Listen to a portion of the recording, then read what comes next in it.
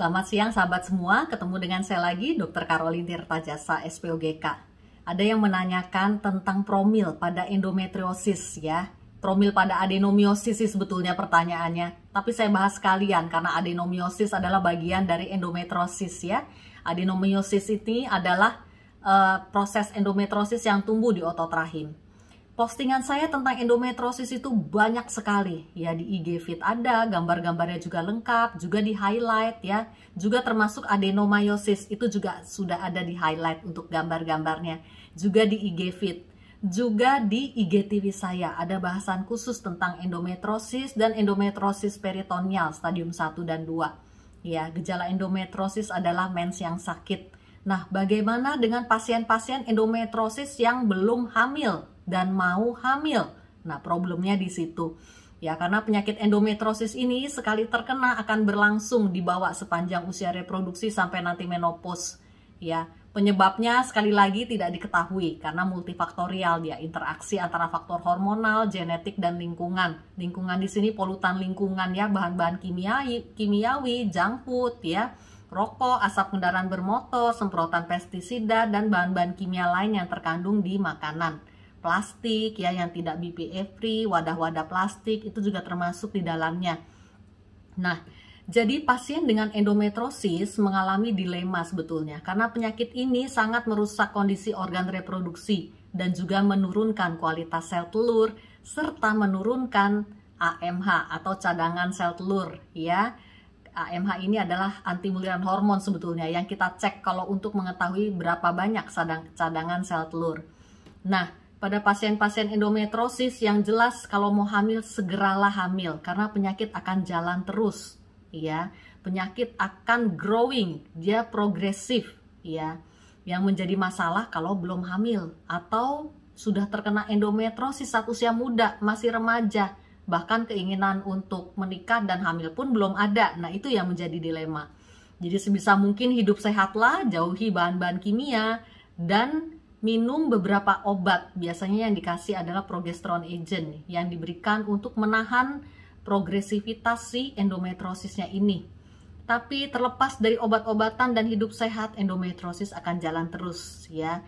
Jadi kita maintain dengan kontrol rutin juga ya, supaya organ reproduksi tetap bisa dipertahankan, tidak terjadi hal-hal yang parah banget sampai akhirnya si pasiennya bisa untuk menikah dan hamil.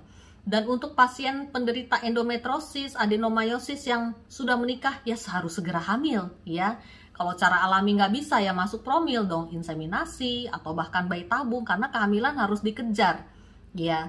Dan yang sudah mempunyai kista endometriosis, kista harus diangkat dulu ya. Cara pengangkatan kista endometriosis yang paling akurat dan persis serta bersih adalah dengan laparoskopi. Nyaman, tidak nyeri, bisa segera langsung sembuh. Setelah itu dilakukan penekanan hormon tuh biasanya 3 bulan, menunggu sampai kondisi di dalam organ reproduksinya tenang. Setelah itu kehamilan harus segera dikejar karena golden period atau masa keemasan untuk hamil hanyalah sekitar 6 bulan dari proses penekanan hormonnya selesai dan mens dimulai kembali. Karena begitu mens dimulai ya, siklus berjalan lagi, proses endometriosis akan berjalan lagi ya. Jadi segeralah hamil sebelum penyakit kambuh lagi. Endometriosis adalah penyakit dengan angka kekambuhan sangat tinggi ya. Rata-rata setelah diangkat kista endometriosis itu dalam waktu 1 atau 2 tahun dia timbul lagi atau tumbuh lagi, dan kadang-kadang ya harus operasi lagi ya. Jadi pasien dengan endometriosis intinya harus segera hamil ya. Dan program hamil biasanya berjalan tidak berhenti stuck di satu program tertentu. Kalau dengan program alami misalnya nggak hamil-hamil juga ya kita harus move on, naik inseminasi 3-6 kali paling banyaknya gagal terus, move on juga naik bayi tabung karena kehamilan harus dikejar, berlomba dengan keparahan atau progresivitas dari endometriosis ini. Apalagi pasien yang mempunyai adenomyosis. Adenomyosis ini proses endometriosis yang tumbuh di otot rahim. Dia akan growing terus tuh, adeno yang tadinya 1 cm jadi 2 cm, 2 cm jadi 3 cm, yang tadinya tidak mendesak dinding dalam rahim, bisa mendesak dinding dalam rahim. Dan kalau sudah mengadakan pendesakan di dinding dalam rahim, kadang-kadang adenomyosis harus diangkat dulu, direduksi ya, bukan diangkat. Karena adenomyosis, sekali lagi saya pernah bahas di IGTV saya tentang adenomyosis. Dia itu tumbuhnya blur, diffus, menyusup masuk ke sela-sela otot rahim sehingga tidak bisa dipisahkan bersih dari otot rahim, ya. Jadi kita hanya bisa mereduksi untuk mengurangi sebagian dari si adenomyosisnya agar dinding dalam rahim tidak mengalami distorsi anatomi. Ya, setelah itu ya tentunya kehamilan harus dikejar seperti yang tadi saya bilang, ya, sebelum akhirnya adenomyosis menguasai seluruh otot rahim. Ya, kalau adenomyosis sudah di atas 5 cm, sebagai gambaran, rahim normal itu ukurannya hanya 7 cm. Jadi kalau punya adenomyosis sudah 5 cm ke atas, berarti sudah hampir seluruh otot rahim berubah jadi adenomyosis.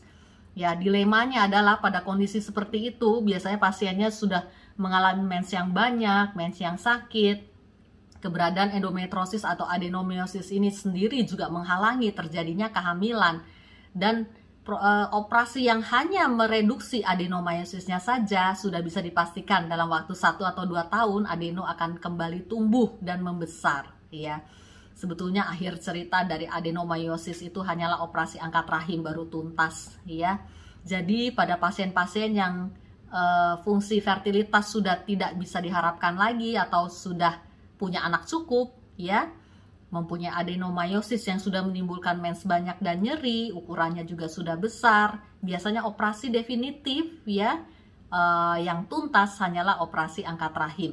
Nah, bagi penderita adenomyosis yang belum punya anak dan ingin punya anak, ya, segeralah hamil, ya, sebelum adenomyosis membesar dan harus diangkat rahimnya. Jadi intinya pada pasien endometriosis, sekali lagi, kehamilan harus segera dikejar sebelum penyakit bertambah parah karena berlomba dengan kekambuhan penyakitnya kembali. Sekian dan terima kasih, semoga bermanfaat.